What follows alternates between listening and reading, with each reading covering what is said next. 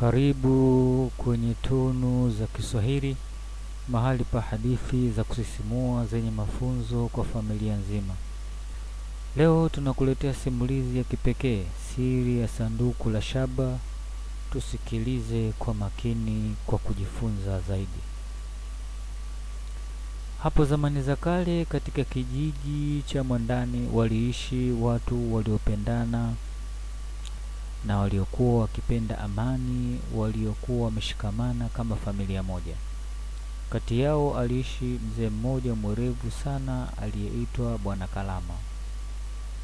Bwana Kalama huyu alikuwa ni fundi maarufu wa kutengeneza vitu vya ajabu kwa mikono yake mwenyewe, hasa kwa kutumia metali za thamani kama vile shaba.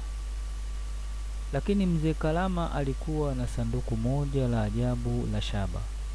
Sanduku hilo hakumruhusu mtu yeyote kuligusa wala kulifungua.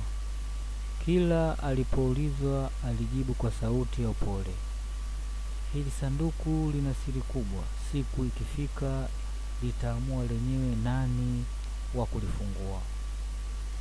Watu walijiuliza, je, lina dhahabu au ni uchawi?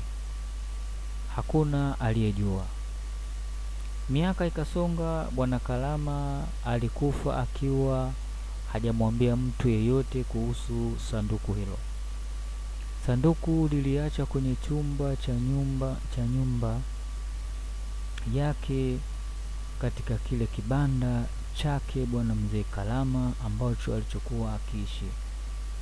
Na wote wakalisahau sanduku hilo isipokuwa Nasoro, mvulana mdogo aliyempenda sana mzee Kalama. Nasoro alikuwa yatima na bwana Kalama ndiye aliyekuwa akimfundisha stadi za maisha, maadili, hekima. Siku moja alipokuwa mtu mzima, Nasoro alirudi kijijini baada ya kusafiri kwa miaka mingi akitafuta elimu na maarifa. Alipoingia katika kibanda cha bwana Kalama, alikuta sanduku bado liko pale pale kwenye kile chumba alicholiweka mzee Kalama wakati wa uhai wake.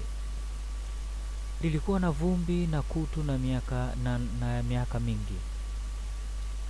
Alihisi kitu moyoni mwake, kana kwamba sanduku lilikuwa likimuita.